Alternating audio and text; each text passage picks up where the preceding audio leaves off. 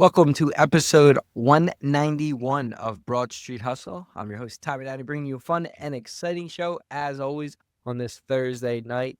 We're going to talk a little coach movement throughout the NFL. We're going to specifically talk about the Eagles offense coordinator, maybe where they might go from here, what you guys might think. We'll maybe recap and preview the games in the NFL, and we'll finish with a little Phillies talk. So let's go around the room. We got, as always, co-host Jason Santa. What's up, Tom? Jason, what's going on? And we got Jimmy Chalk. What's going on? Yeah, maybe for a Super Bowl we'll get a guest, maybe to preview the Super Bowl. But it's the regular crew tonight, as always, and the episode is sponsored by Giovannina's Pizza. You tried the rest. Now go ahead and try the best. All right, let's recap. Chalky, probably need you here on some of the coach movement here in the NFL. So things that I jotted down that I know of as far as head coaches. Minter is going to the Ravens, it looks like, or Minter, whatever his name is, the defense coordinator of the Chargers. Stefanski went to the Falcons. Saleh went to the Titans. Hardball to the Giants. Any other head coaches that got hired yet? None. Halfley. Yeah, Dolphins hired Halfley. I actually totally forgot that guy existed. Yep. Halfley to the Dolphins. 3 defensive coaches, and Harbaugh is whatever he is. But honestly, I'm always pushing offense. But defense this year, there was like 4 out of the 6 teams that were left for defensive head coaches, so a little bit surprising. Yeah. And you still got the Steelers, Browns, Bills is open now that McDermott got fired. I mean, Jason have been advocating for many years now. I don't know, anything else? Is that all of them? There might be another one somewhere. I'm looking real quick. Arizona's still open. Did you say that? No, Carter forgot about that. Open right now. Arizona, Buffalo, Cleveland, Las Vegas, Pittsburgh. Vegas is the other one. Yeah, Vegas. All right, and then offense coordinator specifically as it hurts the pertains to the Eagles, really. McDaniel went to the Chargers. Robinson, did he officially go to Tampa? I believe so. I saw that today. Yeah. Yeah, Robinson, Tampa. Bieniemy went to the Chiefs, which he was on the Chiefs, left the Chiefs, went back to Chiefs. I don't know what the hell they're doing. I'm trying to think any other big ones at the Eagles. Dable, I guess, is still up in the air. He might head coach. He might be offense coordinator. I mean, it sounds like Dable is either getting a Buffalo job or he's taking a Tennessee job for a coordinator. Either Buffalo head coach. I mean, I'm assuming that's only because Saleh is the coach, so he gets to run the offense like completely himself. I guess I don't. That would be the assumption, but it wasn't. Or really. he doesn't want to have a halfback. Well, he got one. Quarterback. Did you watch Tennessee's quarterback this year? Yeah, he's got one. Listen, I mean, yeah, I don't know. I mean, we'll get into it. And I agree. I don't think you choose the Titans. If you don't want to play with Hurts, you don't choose the Titans. I mean, I think that's for total autonomy. Yeah. Kingsbury's still out there. I don't think the Eagles have interviewed him. No. Brady, who was with Buffalo, interviewed for the Buffalo head coaching job, but if he doesn't get that, he could be available. Yeah, I mean, the names I got listed and we'll go to the Eagles because the head coaches. I mean, anything on the head coaches that you guys wanted to touch on?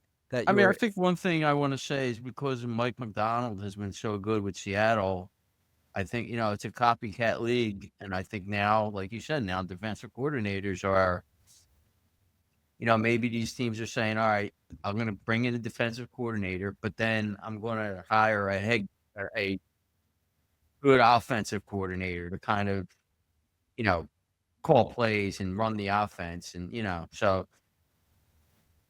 I mean, I think there's something to be said for like a lot of these coaches now are like, I guess you call them CEO coaches who just, are like to oversee everything and then just let other people run things. And maybe it's, to be a head coach and they'll also call plays and, it's kind of a lot for a head coach to do. So maybe all the offensive coaches, I mean, and I guess I haven't really looked at defense coaches much, but all the offensive coaches, the ones that call the plays, like you could definitely see they struggle when it comes to like the management part Shanahan. Yeah, I mean, that's definitely their weakness is right when the instant replay, when the call timeout, when the hurry up. Yeah. Like obviously it makes sense. And I'm sure defensively it would be the same, although I haven't really noticed it with McDaniel, whatever the McDormand, whatever the Seattle's coach. McCormick, McDonald. That's it. But I don't know. Maybe I guess because really like there's a lot of that is on the offensive side when you need to call the timeouts and you need to change the pace. Yeah. Not necessarily on the defense, probably why. But now, when it comes specifically to the Eagles offense coordinator, so I know the reports were McDaniel and Dable were the top of the list, and Robinson was a guy. And as Jason alluded to, you could speculate, is it the front office they don't want to work with? Is it Hurts that they just hear the stories? I mean, I would lean that way. All these guys know everybody. Who knows Petula? Who knows Kellen Moore? I'm sure they reach out to them and say this or that. And then, Hurts don't want to do this, and the Eagles back him because that's their guy. Like, who knows? And we have no idea. I mean, McDaniel might have wanted to be in San Diego because it's warm. Like, I have no idea. I would assume. Well, actually, I think that's part of I think it's a lifestyle choice too for him. Like, he's going to prefer the West Coast warmer weather and the legality of certain things in the state of California. I was gonna make a John Del Rocca joke, but because he won't unless he's gonna have a long commute, he's not gonna be in San Diego. Oh yeah, well, that too. Oh, they play where do they even play? L.A. I'm thinking they still play in Inglewood. Technically, they're not even in the city. No, of LA, I actually knew they were L.A. I was thinking they still play in San Diego. I mean, it's only an hour and a half, right? 2 hours. But no, they play it without SoFi. any traffic. But too? What's that? Do they play at SoFi as well? Yeah. So there's but yeah, I mean, I think it's a combination of like, I mean, me personally, if I'm a guy, I look at Sirianni and say, I don't want to like even be in a meeting with this clown. To be honest with you, he's fighting with fans. Like, he's just annoying. But then I look at Hurts, and I mean, to me, Herbert or Hurts, Allen or Hurts, like, I mean, I don't know. It seems like a no-brainer. I think it's a combination of, like what you said, Sirianni's an ass clown. I mean, call it what you want, but he is. Hurts, you're going to have a quarterback who basically every coordinator that's come here has had to dummy down their offense for this guy because he's a one-read quarterback. I think he's a halfback, but you call him a quarterback. And then the whole atmosphere with the idiot fans, going and finding where this guy lives and throwing eggs at his house. And you don't want to have your kids, have to deal with that shit. I mean, it's ridiculous. So it's a combination of all that stuff. Who needs it? Yeah, I'm actually looking for something I saw and I agree. I'll have to just summarize it. And I don't have the exact numbers, but I do. I saw Kellen Moore because one of the knocks on Petullo was they don't hike the ball until they were like last in the league and hiking the ball with time left on the play clock. It was like 1 second, 2 second, whatever. And that's Petullo not getting the plays in. Kellen Moore, when he was with Dallas, he was with a couple teams. And I think he had 3 or 4 seasons before he coached Hurts. Right. He was in the top 5 in pace of play. So from last snap to the new snap, he was in the top 5 as fastest. It was like second, third, second. He gets the Hurts 28th. Mm-hmm. You know what the Saints were this year in pace of play? First. So Moore he got to the Eagles and said, you know what? I think I moved too fast. They forget. Yeah. Yeah. So like, they forget how to go back at it. Like the thing I don't know about that too, like obviously there's a pace thing with Hurts, I think we can say, but when you talk about like the autonomy, like, I mean, you've seen the video over Super Bowl, like before he's calling plays, he's running stuff through Sirianni. So like, if you just don't have the autonomy to automatically call your play right away, that could delay it, which to me, if you're going to let somebody do the play calling, you don't have them running it through you, and then you're slowing. Is that true though? I don't know, but I'm saying if you watch like the audio, they pull the audio where they're talking about it before the play, and he says, "Okay, go run it." Like, so I don't know if that's every play, but I agree. It probably doesn't help, and the part of getting there is slow, regardless. I mean, that's part of it too, right? If I'm an offensive coordinator and I hear I gotta tell Sirianni my play before I run it, I mean, we can, and they say, oh, he'll have the right, whoever comes in will have the right to do this or that. Like, autonomy aside, like, this is still Nick Sirianni's offense. Like, no one has come in here and completely threw out what his offense, he thinks his offense should look like. They can put their own tweaks, they can put their own adjustments on it, but Sirianni hasn't said, you know what, I'm taking my hands off. You go do whatever you want. So somebody like McDaniel, had he come here, who does a lot more creative stuff, like, I don't know that maybe this year would be different, but is Sirianni going to say, you do whatever you want with the guys that we have? Or is it like, well, here's the overall philosophy, fit your scheme in it and work with that. And yeah, I mean, I said that when they hired Moore, and I would say from wherever they're going to hire here, if you're coming for this job, you're either going to possibly be offered, maybe not now, it's somebody like Nagy, but it's like you're either going to end up getting offered a head coaching job next year, or you're going to be out of a job because the staff is getting fired. Because short of another great performance to say go back to the championship game or something, I don't know that short of that, Sirianni keeps the job next year, depending on how things go. Because I think the organization is probably a little tired of whatever. But yeah, I mean, I think a lot of it is going to be dependent. Like, if you have a similar season and there's like the crazy, there's reports coming out that there's fight, like stuff like that maybe. But if like they lose in the first, second round, the team looks fine. I don't know. I mean, Laurie doesn't have a short. I mean, he's got a short leash now on a lot of stuff. So I could see them pulling the plug if it's like a wild card knockout again next year. All things considered. Somebody out there. If there's somebody out there that he, I'm sure. I don't think he called him, but I think he would have hired John Harbaugh in a second if Harbaugh called him and said, "Listen, I got fired. I'll take your job if you want to fire Sirianni." But one other interesting thing, I saw the same thing you did, Tom, with the Moore thing, but then there's another. Just it's random because it doesn't speak to the whole picture, but so Steichen and Moore both came here after coaching Herbert in L.A., which McDaniel picked them, and I think they were never better than like 20th in yards per play with San Diego, and then they came here and were top 5 like in points per play and yards per play with this offense before leaving to go get their head coaching jobs. And that doesn't show that, the teams aren't equal in terms of talent on the offensive side for sure. And it's not saying Hurts is a better or worse quarterback than Herbert, but it was a huge gap. And you look at that and you're like, I didn't even realize the Eagles were necessarily that good. Like even in Hurts's first year as a quarterback, like Steichen with his, again, a lot of it was rushing, but both were top 5 offensive thing in yards per play and points per play when they were here. And LA obviously had their bigger issues, but I just didn't realize there was that much of a gap until you saw it like that.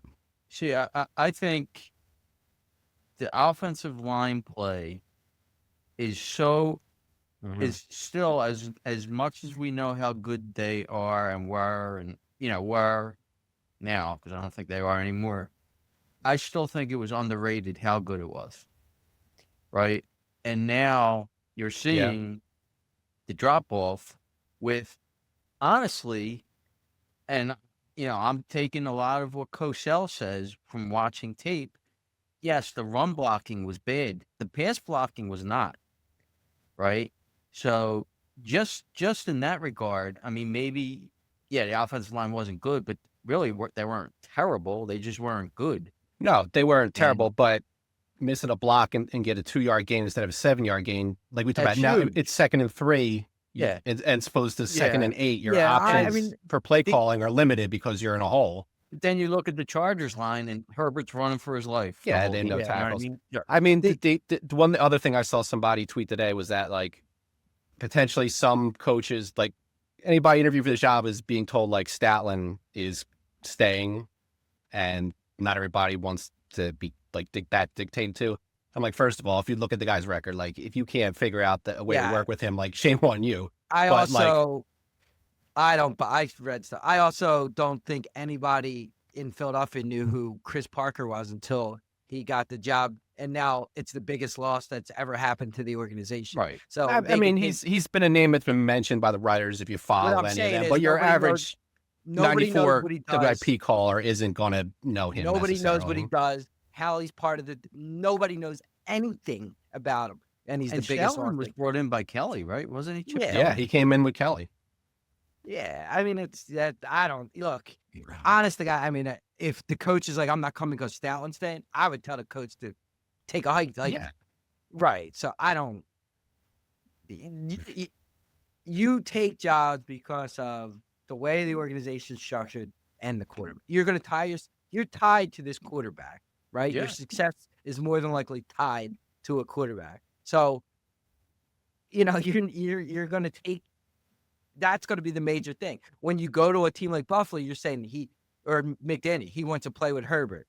If they don't want to go to Philly, you can't help but say he don't want to play with Hurts. Is what I think it comes down to, right or wrong. Those guys want to run their offense. Now, like you can't really say that McDaniel couldn't dummy down his offense, right? But they don't want to do that. They Well, want to, Why would they? Because they can. All right, look, I could take the challenge on. I could try to run what Hurts can run, or I could just go to an organization where I could call my regular plays and be fine with it.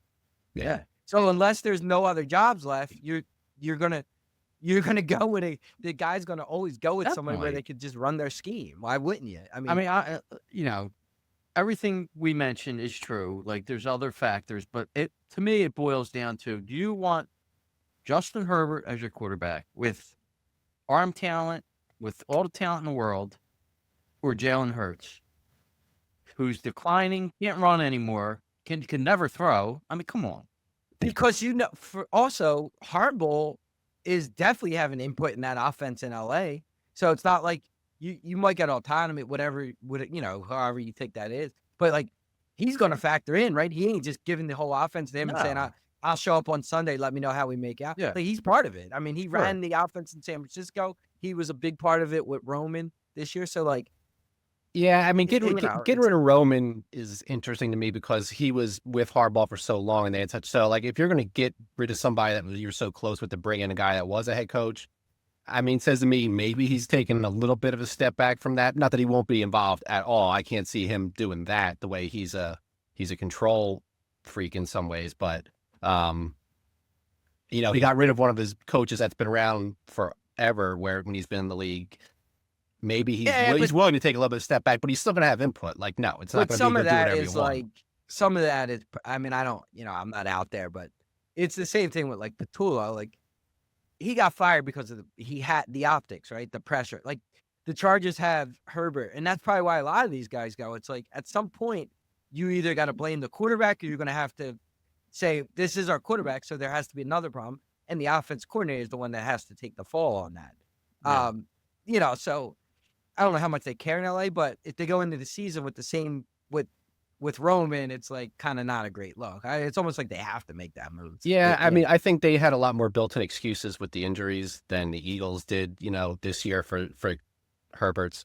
I mean, Herbert, again, some of the big games he didn't come to play or really show up, but he was he got mauled by New England. Like, it's not like he had all time and was missing throws. Like, I mean, even that Eagles game where he ran a lot, he was like under pressure the whole game. Yeah, he couldn't throw. He got sacked like 6 or 7 times or whatever. Yeah, all right, quickly before, so some of the names I jotted were Nagy, Slovic, whatever, Kafka, Kingsbury, and then Weiss Jr., who's the college guy, kind of hot name in college. Who, Jason, what would you, what would you think? Like, where would you prefer? And maybe not a name, but what kind of, would you want the younger guy? Do you want an established guy? Like, what do you? I always kind of like Slowick. With Houston, I don't know. I mean, look what Stroud has done since Slowick left. Well, he wasn't Slowick there last year. No, he was. He got fired at the end of last year. Yeah. Okay. But he and Stroud were button heads last year. So yeah, like he was great with him the first year, and then I think that because he was up for like head coach jobs, the same as Ben Johnson, and they both decided to stay.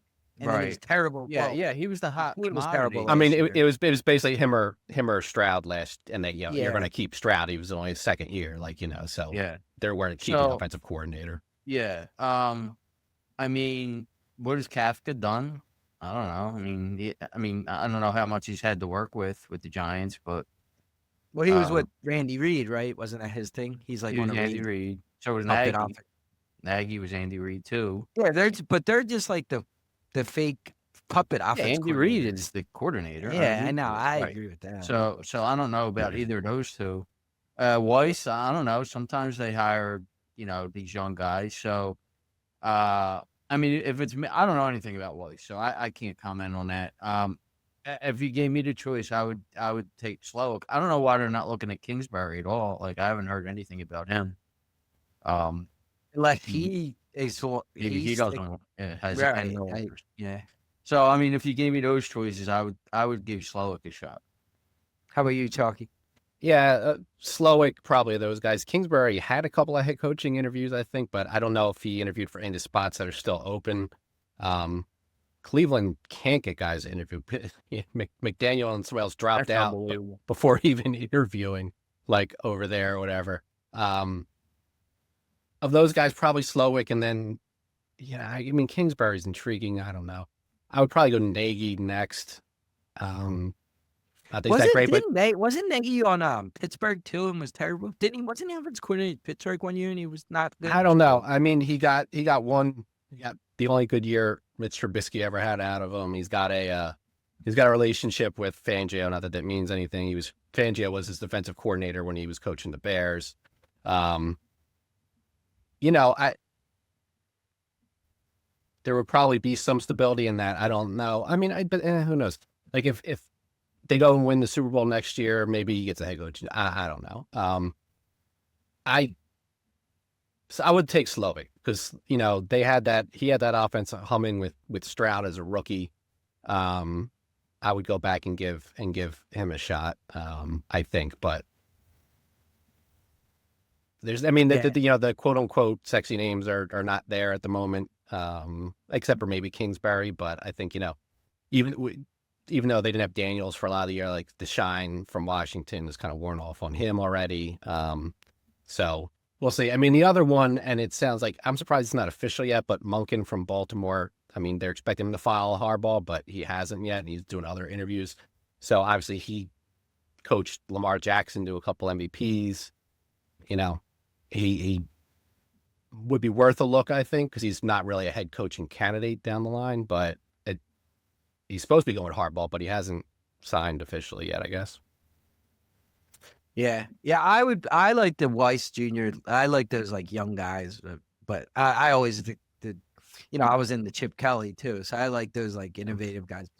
No idea if it would work. No idea if he can work with Hurts. Yeah, I don't know enough about him. I know. Old Ole Miss was a play or two from getting to the championship game this year, and that the quarterback they had there was winging it all over. Yeah, he got Chambliss to play like that. Yeah, so but I mean, again, I have no idea. I don't know. These retread guys are just like boring. I just think they're boring. I just think unless they're somehow improving the offensive line, I mean, I'm sure they'll improve it, but I don't think improving it's going to do the trick. I think it needs for this quarterback to be successful, you need a historically good offensive line.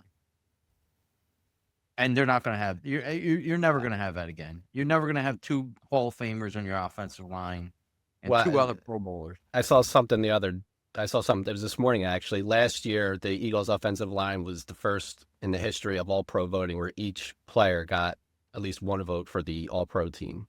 Two were All-Pros, and then but everybody got votes. Then never happened where all five starters did before, and they played before last year. Yeah, and then keep in mind too. I mean, these guys that are interviewing for these they have agents. They know, like they could see that. They know. Good chance AJ Brown's not going to be there. Goddard's not going to be there. The money's going to go to the defense. So now you're going to have to be successful with less. Like that all factors in. They can see all that. That all factors in. Just because you mentioned Goddard's name, one thing I was thinking about the other day is like the way the NFL is now, offensively, after the quarterback and maybe left tackle, is tight end not the most important offensive player on the third most important offensive player on the field?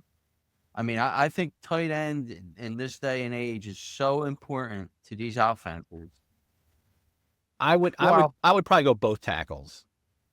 Maybe The both. way the defenses are, like if you have a I pair think of skill bookend position tackles, player, but skill position wise, I think I think tight Yeah, end- well, the thing is with the tight end, they're so influential in the run game, and that's what I then mean. Run game and short passing game. yeah, just look what the Bears were able to do by getting drafting Loveland. I mean, I know they don't Kittle. have Johnson and all, but yeah. all these guys. My only thing is, you should be able to draft a tight end that's going to be making peanuts and be a player.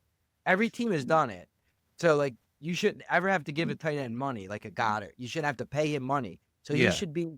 you should get a very high success rate with a tight end by not paying him a big salary. Now that's on Howie Roseman. He hasn't been great at draft. These Calcaterras, like they stink. These like every other team drafts these guys nobody heard of. Well, I mean, they've got a good drafting record as far as starting tight ends. They might give them the big contract second, but Selleck to Ertz to Goddard, those are all pretty good. But you're giving each of them a second or third contract. Selleck's average in today's football. Selleck would be very average. But he was one of the best in the league in 2010, 2011. Ertz was Chip Kelly, not Roseman. Oh, so Chip Kelly gets credit for that draft? Yeah, he was the guy that was I running. think Chip No, Kelly he wasn't. No, he wasn't. That was Lane Johnson. Wasn't that Lane Johnson's year? Yeah, that was Roseman was running the draft. That was Chip Kelly's first year. Yeah, but he wasn't running the draft. I don't believe that. So I'm just saying, Calcaterra can't play football. And every other team gets tight ends. Yeah, no. I mean, they're not finding guys in the 4th or 5th round or later like some of these other teams are that can become that starter. Like they're drafting good players, but Ertz was a 2nd round pick. Goddard was a 2nd round pick. They're using higher picks on those guys instead of hitting something in the 4th or 5th round. Like I know Kittle wasn't that low of a pick, but there are guys that are playing really well that are 4th or 5th round picks. I watch every team and they have a tight end that makes a difference, and they're not 1st and 2nd or even 3rd round draft picks. The star guys like Bowers and Loveland, like those guys are really well. They were they're 1st round picks. Yeah, that's what I'm saying. So it's okay too to if there's a tight end out there, to draft them like in the 1st round. Yeah, no, I mean they can. I mean the question, like to what Tyler said, is like, but then do you pay draft him in the 1st round, then give him another big contract, and you pay him for 8 years before that's how good he is. Replacing, Brock Bowers. It's a physical position too. Those guys just take a beating. The tight ends take a beating. So 4 years in, they're not what they, for the most part. Like Ertz stayed up because Ertz didn't really block much, right? I mean, he was more of a. He wasn't. Yeah, he was a pass catcher. So I mean, you look at the Kittles. He's a great blocker, but he's Kittle's unbelievable all the time. So. All right, let's move on to the games that took place last week. Did we want to recap those games or just talk about preview recap them by going into the games, I guess? One thing I do want to mention is Mike Francesa makes Meeker look like Nostradamus. Literally, like Meeker is Nostradamus compared to Mike Francesa. I was terrible last week. I think every game against the spread I got wrong. I did get the Rams winner right, but every game against the spread I got wrong. He gets nothing right. Like he literally, I think, was like on a streak. Well, no, he had the Rams. He did have the Rams. But what he said with the points, he went. I sent you guys the tweet when he picked the national championship game too, where he had Indiana and he had the Rams, but. He was 2-3. He was 2-3 straight up because the other ones he had the losers, and he lost the spread because he gave him out the picks with the spread. Those were his spread picks, and he went 0-5. Because Indiana, I clearly heard him say, "I don't care what the point spread is. I'm taking Indiana." Yeah, he had a 8 or 9 when it was. I don't think it was that high at kickoff, and they won by 6. His lines his lines are bad. Dude, it's one of the greatest. I mean, how could you fade? It's like who cares? Funhouse on Twitter. It's one of the greatest. I didn't get a chance to see if he picked anything yet this week, but I meant to and I forgot. I don't know. But I think Jimmy D also said it's a dog weekend. They Not did say too, it was a dog not weekend. too good. But I was terrible too, so I can't. Yeah, I think I was. I mean, technically You were. 3 or I think 4 on you the were good with your spread. picks. Yeah, you were Yeah, good with your the picks. I thought the Bears. I had the Bears to win the game. Obviously, they covered. Yeah. But yeah, we'll get into it. So let's go. We'll go New England, Denver, and then we'll kind of back into the game. So New England is a 4.5 point favorite. Over under is 42.5. So we'll start. New England was able to beat. Well, yeah, we'll go to New England first. Be able to beat Houston.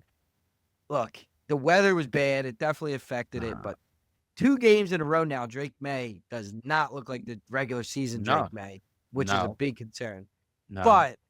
But it didn't matter who was I mean, playing the other side of the ball.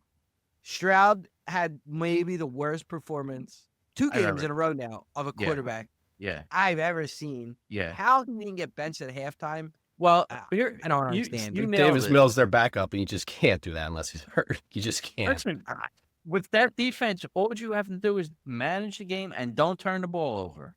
Punt. He had Davis Mills throws a million interceptions. He'd have to hand the ball off every time. He had what? Four turnovers. Stroud had 2 million interceptions. Had 4 interceptions. Yeah, in the first half. In the first half, and he could have had 5 more. Oh, he could have easily had at least 4 or 5 more. Yeah. And he fumbled. I think he had a fumble. It was here's the thing. It's 2 games in a row, so that's 6 halves of that performance. He's got to come out of the game at halftime. I thought he had to come out. Too. If it was one game and he had a bad half, okay, that's 6 straight halves of bad football. And then this clown, how about when he punted the ball away? Yeah, the game's over. I know the game's over, but what are you doing? What are you doing? You're basically you're waving away flag.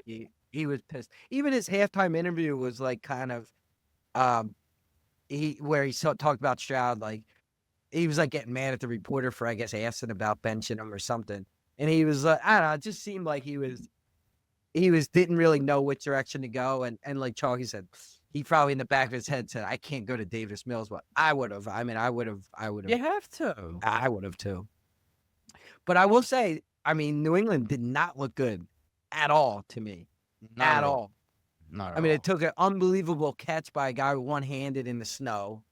The other ball gets deflected and it still gets through. Like, and how about the fumble luck?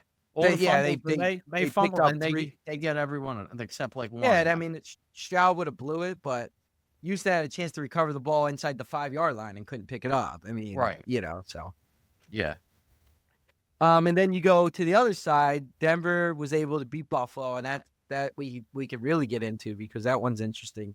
Obviously, the big story coming out of that is Bo Nix, breaks his ankle towards the end, the second to last play. So he's not going to play, and we'll get into that.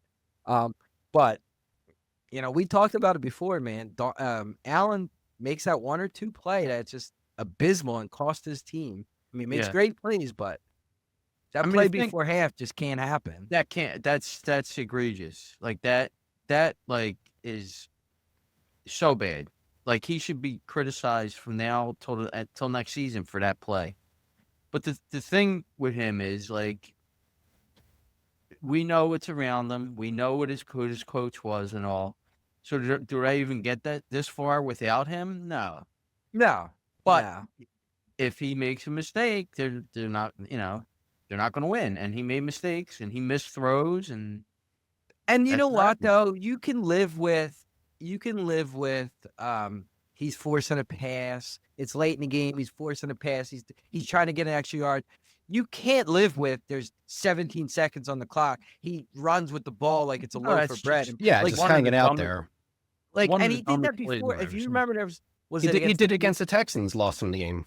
But even in the champ, remember he took like a 30-yard sack against the Chiefs in one of the playoff games or something? And then it was like late. I just remember his first playoff game. He tried to do some backwards something or against the Texans and it lost him the game.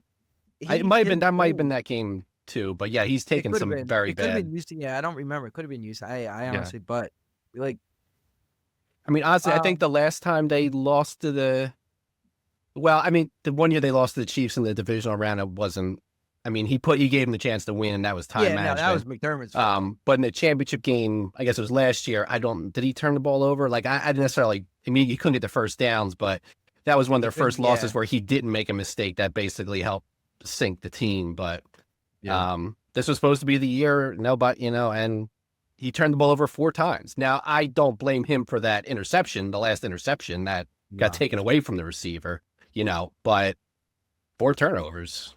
So, I mean, I think interceptions are hard to, I mean, obviously that interception you can't blame him for, but interceptions in general, unless it's like clear that he's throwing behind the guy or like Stroud's he's throwing in with interceptions. triple coverage, like they're hard to determine whose fault it is a lot of the times. Sometimes it's clear. I don't like that how he missed the tight end. That's a throw he's got to make. That's a touchdown to win I the will game. say that was probably the worst holding I've ever seen in football, not called too. On the goal line. No, the one he missed the tight end. The guy was about to sack him, and the defender had 2 hands grabbing him back. Yeah, well, they missed the holding call in overtime. That ended the game. No, this was that was different. If they scored that touchdown, it would have been. But regardless, I mean, he blew it wasn't an easy throw, but he didn't make the throw. Won the 2-point conversion against the Eagles, where the guy was wide open to win that game. Oh, he should have made that throw. So. Sure. If he's going to be, okay, you won MVP 1 year, great. He's got all the talent in the world, but those are the throws that a Mahomes or a Brady or the very best make. You don't really tell stories about them missing them like that, and he's not making them. So the thing is, and they may miss throws like that. We don't remember because they won the game. You can't do that and have that fumble and have an interception. Yeah, you can't have all those mistakes and expect to win. That's the problem. Because you're always going to make a bad throw, that's going to happen. Yeah. So that gives us to, like I said, New England is -4.5, 42.5 against Denver. Denver does have Stidham as the quarterback. Jason, what do you think? I love this game. I absolutely love Denver in this game. I think they could win the game. I'm going to pick them to win the game. How's that? I already bet 5.5. It's down to 4.5 now. You got Peyton, has a whole week to coach this kid up, Stidham. Listen, Nick's made some throws. He made that one throw was unbelievable for the touchdown in the corner. And he's not a bad quarterback, but is there a humongous difference? I think I'm going to be at Paul Meeker here and said, I think the odds makers made a mistake making this line, making such a difference in this line. Because what's the line if it's Knicks? Is Denver favored? Denver was just favored against Buffalo in Denver. You would think they're favored against New England. Denver's probably 1.5 to 2-point favorite. So I would say. Somewhere here now, ESPN has DraftKings odds opening as Denver -1.5, which probably wouldn't be right. So that would have been that's got to be pre Knicks getting hurt, which they didn't play in New England. Right. So you're telling me it's a 7-point difference? Not to me. Not to me. Not the way New England's playing. And I think we've all said it, that, they clearly benefited from their schedule. This might be the luckiest team of all time. CJ Stroud lost the game last week. Who did they beat? The Chargers. The Chargers, who are a mass unit. And what's name's running for his life the whole game, Herbert. And then being in the position they were in just because of the schedule they played. I love Denver. I don't know. I love Denver. Yeah. So I'll go and then I'm not gonna go to it. I pretty much everything Jason just said is my exact thought process. I love Denver as well. The only thing I will say, I don't think Knicks is worth the 6 or points or whatever, but Stidham has not thrown a pass in the league for 2 years. You have to take that. You have to look at that and say, I agree. I don't know how much of a drop off it is, especially with. I thought Peyton was a little conservative with Knicks in that New England game. I thought I was going to see a lot more running, things I didn't see. I thought his play calling was conservative. He ran. He kicked that one field. There's a bunch of them. So he might even open up more. Stidham was good with the Raiders for a time, in a couple games, but he still hasn't thrown a pass and that. You don't know what you're going to get. He might go out there and be bad. I'm banking on he's not. I'm banking on Peyton's going to have a lot of play action, a lot of easy throws, all that stuff. He already runs a West Coast offense. Yep. The way you beat the Patriots defense is with a lot of motion, is with a lot of play action. So I'm going to think that's the style they play. But again, he didn't throw a pass. But I agree. I for sure think they cover. I think they win the game. Obviously, New England could win. They're 5-point favorite or whatever. Sure. But I agree with everything Jason said. Chalky? So only once before in NFL history has a player started a championship game without throwing a pass all season. That was 72, Roger Staubach for the Cowboys against Washington, and Washington demolished them. It doesn't happen that much where he's cool backups get in, but he hasn't thrown a pass. I honestly have no idea. I be honest. I'll say New England wins and doesn't cover, so call it a field goal game. But if there's a guy that's going to get his backup quarterback ready, I'll have faith in Peyton. He had at times the who's the guy, Taysom Hill. He had people saying, "Oh, Taysom Hill could go somewhere else and be a good quarterback," and he was running these gadget plays. So if he gets time, he can, if he puts an offense that limits his ability to make mistakes and says, "We got a killer defense, we got a great pass rush, just don't turn the ball over," they can definitely win the game. I don't think it's a cakewalk or anything like that, but New England got another lucky break, and they may very well get to the Super Bowl on a schedule that is not really that challenging. So, yeah, I mean, two things, and then we'll move on. One, with or without Knicks, Denver still led the league in sack differential, meaning the amount of sacks they let up versus the amount of sacks they have one of the best offensive lines and one of the best defensive lines. So that doesn't go away. So to me, that's 6 points. That's where the 6 points shouldn't factor in by the quarterback. And two, we talk about it all the time. I know me and Jason are big on it during the regular season. That first game when the backup plays, the team gets up for it, right? They have the momentum, they earn the motivation, they rally around it. I can only imagine. Now, Chalky, you said the Staubach was 400 years ago, but I could only imagine that it's even bigger when it's the championship game, right? That motivation, that has to be huge. So the only will thing they win the Super Bowl? Probably not. I mean, it doesn't happen, right? So we talk about it happened once. Yeah, you don't really have a history. When you could get up in the middle of the week in the regular season, you could be playing the worst team or the best team. It's a coin toss, like it's a random whatever that week is. This is the championship game. So whatever we say New England, they're lucky of this. They're a good team. You don't win 15, 16 games at this point without being a good team. Maybe not great, a legendary team, but so the quality of the team they're going to play versus just a random team, which could be the best or worst team in the league, goes into that too. I think we talk about the backup starting and the team gets the boost. So but, not to get, the sheriff, they shot, the king got shot. The troops are going to rally. So that's the mindset they'll have.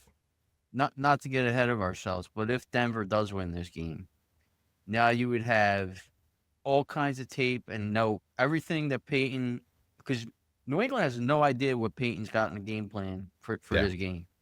Now the Rams or Seattle is going to have everything he had in the game plan. You're going to have the drop off now of, like Tommy said, everybody's pitched their game up in the first game.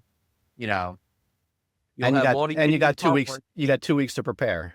2 weeks to prepare. All the idiot public will be well, Denver, they did this in this game. They could do it again. I got to imagine they're like damn near a 10-point underdog in the Super Bowl. So did you see the proposed opening lines, Jay? I did. So both NFC teams would be about the same.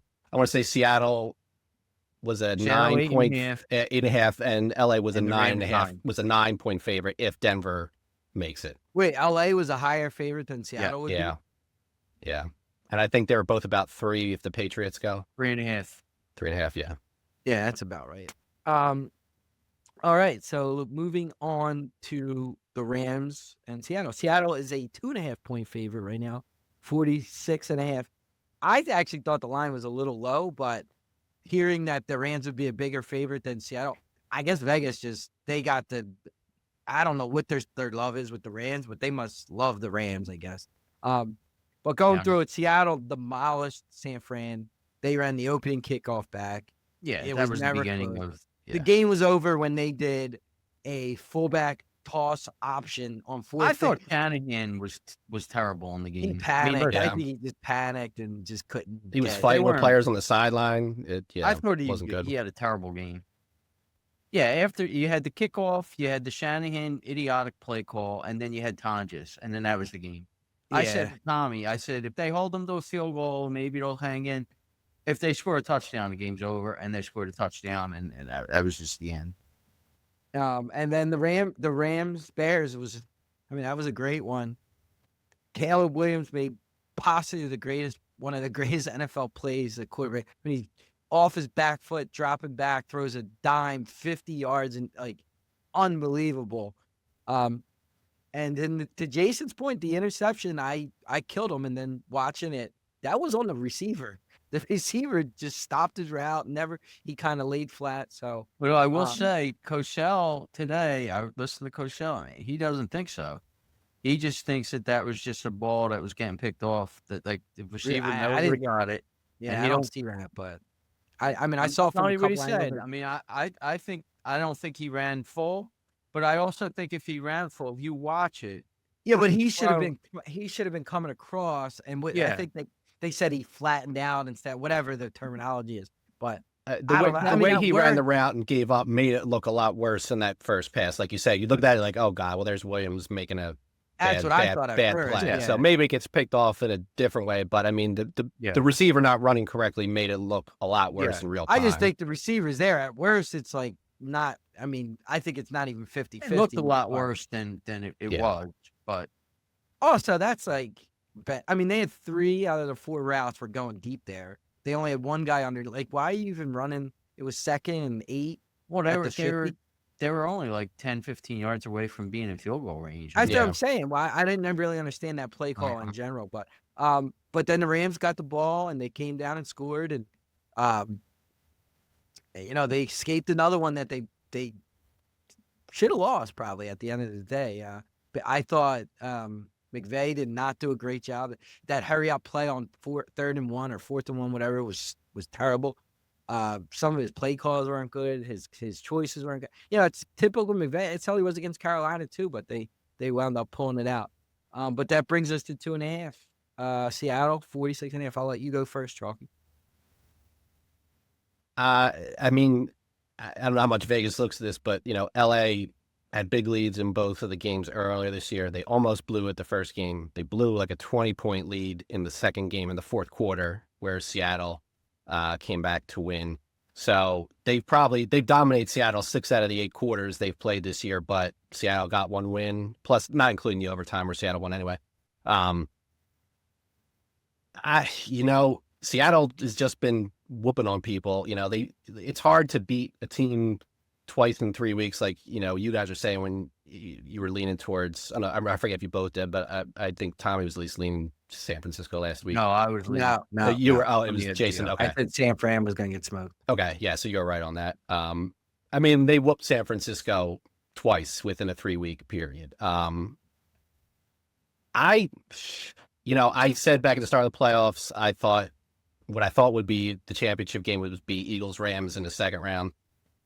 I'm going to go with the Rams, and I think what the difference will be is that Seattle, I talked about a little bit last week, Darnold is not making mistakes, but he's keying off of that 2-headed monster run game they have. Charbonnet is out, so they're down to one guy who's still a 1,000-yard rusher, but it's one less weapon in that offense. I'm going to say LA wins and they cover if they win, but they'll win the game. Yeah, I'm going to stick to, I mean, you look again at LA's last 6-7 games. They have not played well. They've only won, now they won 4 of them. 2 were against the Cardinals, which I mentioned, but I'm going to stick to that. I'm going to think that the Rams, they play like they've been playing. They're not beating Seattle. They're not escaping Seattle. Yeah. Darnold really didn't have to do much. He did make a nice play on the Njinba touchdown where he rolls out to his side.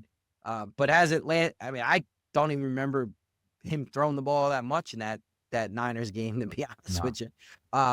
So he really didn't have to do much. The defense obviously has looked great. So I'm gonna stick to my guns there. I'm gonna go with Seattle. I mean, it's gonna be close. It's gonna be a 3 to 7 point game, but I'm gonna stick with Seattle to go to the Super Bowl, which was my pick to start it. So I'm no reason to stop now. Jason. Yeah, I mean, this is obviously the Super Bowl, right? I don't see either of the AFC teams beating either of these teams. I I'm along the lines of what Tommy's saying. I mean, my only thing that makes me think otherwise is the Rams might. I mean, like Chalky said, the Rams really have not dominated, but they've had the better of the play in most of the two games against Seattle. So maybe they match up well with them.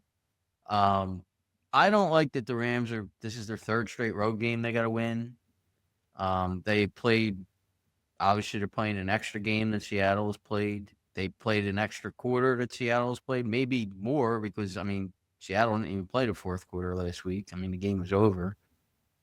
So you got that factor with Seattle having a big advantage with that. So, I went back and forth with this just because of I think the Rams match up well with them, but I'm going to stick with Seattle too. I think Seattle wins the game. I think their defense is just dominant. I don't think the Rams have played well, like Tommy said. And I just think 3 straight road wins. I mean, how many teams in the playoffs have done that? I mean, yeah, that extra week is and Yeah. it's not like the Rams got a break in the last game and didn't play. They played their starters in the week 18, then they play, then they're That's fourth. true too. Yeah. And then once that I saw was teams that win in the playoff OT in the playoffs are 0-5 their next game. I mean, I don't even know who the teams were, what years it was. I just so that doesn't. I think it could have something to do with.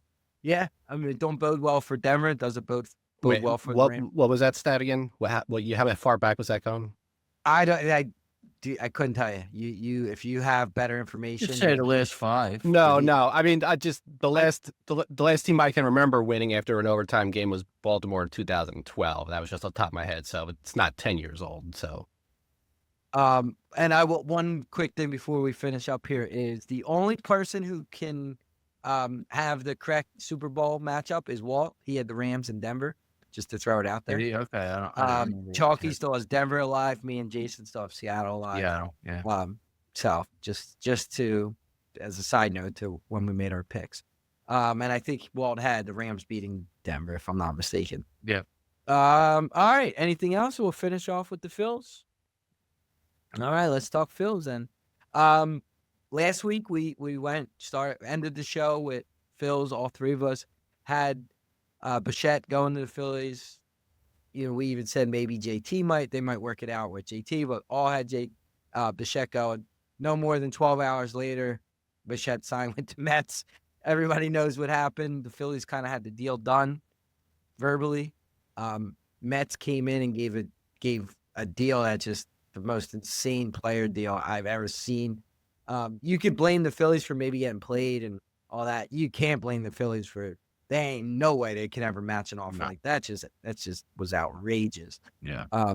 But regardless, and then they signed JT to exactly what JT wanted. So not really a big win on that side. And then the Mets have gone on to get a few more guys, right? Roberts and Peralta. So maybe improve him. But Jason, what do you think? Yeah, I mean, like you said, anybody that thinks the Phillies could have matched or did that offer that they gave Bichette, I mean, come on. Like, you're not being reasonable. I think the Phillies, I don't want to toot my horn, but I think I had mentioned 7 years, 200 or close to that. And that's what the offer was, the Bichette. Now, what you could say is that maybe because I think that's what Bichette always wanted. And I think the Phillies were hemming and hawing for a little bit.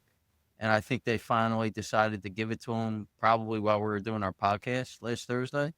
So maybe that delay, like maybe if the Phillies decided Tuesday of last week, maybe they would have signed Bichette. But The only thing I'll say is now it's coming out that the Mets met with Bichette in the winter meetings, like face to face and and all told him to that. hold off. Meaning that might have already been in the works. Like, we're gonna work the fill. We're working what we say. We're gonna give you your last. We'll tell you what the deal is, and we're gonna give you the last Maybe, crack. yeah, I have no could idea, be. but Yeah. it possibly could have been. Yeah. But it sounds like that they were ready to let JT go, if they were going to sign Bichette. So, I mentioned, I know Chalky was in on this discussion last night with the guys that do our baseball league. Sometimes, like, first of all, when every idiot wants something to happen, it's the wrong move. And, all the WIP idiots and all, wanted Bichette and didn't want JT. Sometimes when something doesn't happen, it's for the best. Like, and I brought up the example that the Phillies really wanted Soriano back in 2006.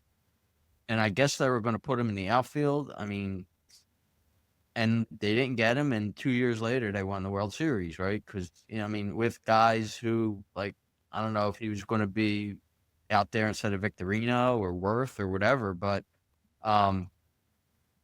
sometimes, like, stuff that doesn't happen, like a deal that doesn't happen is for the best. Like, because now you would have signed Bichette, and obviously it would have helped the lineup, but now you're putting him at third base. Now you're going to be weaker at catcher. I mean, everybody's all over JT now, but JT is more to run the staff and defensively than his worth offensively. So, and that's huge. Like, you're going to have to go out and trade for some bat as a catcher, because you're probably not going to get a good defensive catcher, and just have Marchand be like, I don't know. I like it. I don't care that they gave him the extra year JT, because I mean, $15 million is a lot of money, but to them, it's not a lot of money, really. Like, it's $15 million for one extra year. And maybe by then he's the backup, but he's going to be 35 in March. So by the time he's 37, maybe he's splitting games with another catcher, but he's still going to be worth that money. So I have no issue with it. My issue overall with the Phillies is they didn't improve the outfield, and I think they're going to wind up doing that at the trade deadline.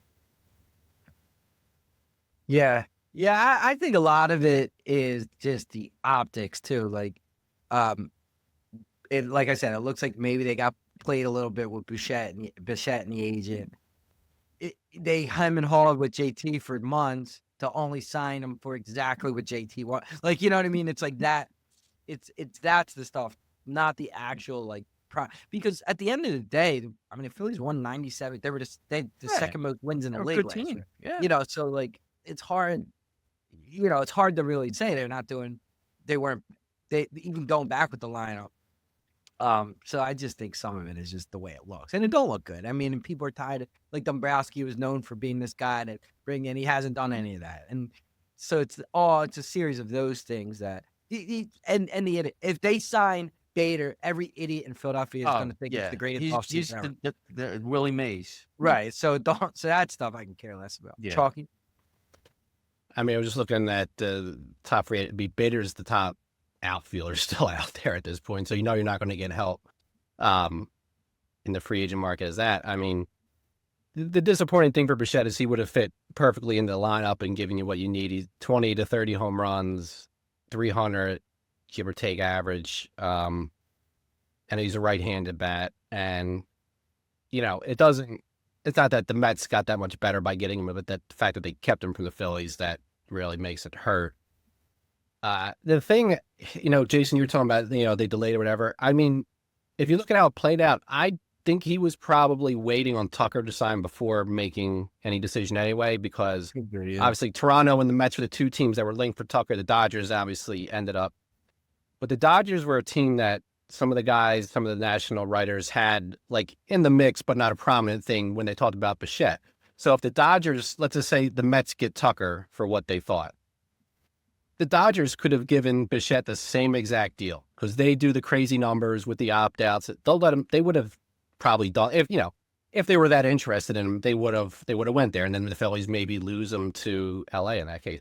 I would not have given him the contract the Mets did, because to me, if you're going out and making that kind of signing, you are doing it for a guy that is going to be here for an extended period of time. You're getting a guy that's young and is going to be, help this team win now and help be a transitional piece as, Harper, JT, Schwarber all get too old, and then whatever the next generation comes in, he's one of the bridges. If you looked at his press conference yesterday, like, he didn't even try to hide that, like, he might very well opt out after this year, that this might be a 1-year rental for the Mets. He didn't say, like, well, it's only 3 years, but I'm looking for to be here for a long time. Like, the kind of stuff that people just say whether they mean it or not. Like, they asked him about opting out. He's like, oh, you're going to have to talk to my agent. Like, it wasn't even like pretending like he's so happy to be there and he'll play there forever. So the structure of the deal, I would not want it, because for the Phillies to go do that and he opts out and goes somewhere else, now you're really setting yourself back, because you sign on him to hopefully count on him.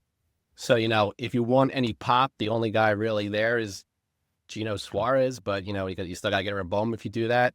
And then you got guys like Reyes, who hits 300 every year, but barely gets on base aside from that. He doesn't strike out, and he's still sitting out there. He's he's never hit worse than 294 or 292 in a season, and he's still, like, available. So the market, teams are telling you what they think of him as a big, piece, with him still being available. So there's not much left to do. They'll make a trade if they do anything, but yeah. I think if they're not signing any more bats, what they'll do is they might sign a depth like pitcher like Quintana or something like that for a year, but they're not signing any more bats. Yeah, I guess Valdez's agent must have leaked that they were interested supposedly this week, but the Phillies were interested in Valdez. Yeah, but it doesn't seem to be feasible unless they were trading somebody. So yeah, well, Dombrowski said Castellanos is gone in his last prep. Or what he like said it, and then Weston Wilson is gone too. He's just gone. Unless you have something to say about it. No. I was just going to say, the one thing I heard that was interesting is Jason Stark was on the show, and he said, I hear all these Phillies fans are, disappointed, and they think that the world's ending because they didn't sign Bichette, and they're going to, be 82 and 82 or whatever, 81 and 81. He said, I talked to the Dodgers after the World Series, and he said, he didn't say who in the Dodgers, it was probably Roberts, I would think.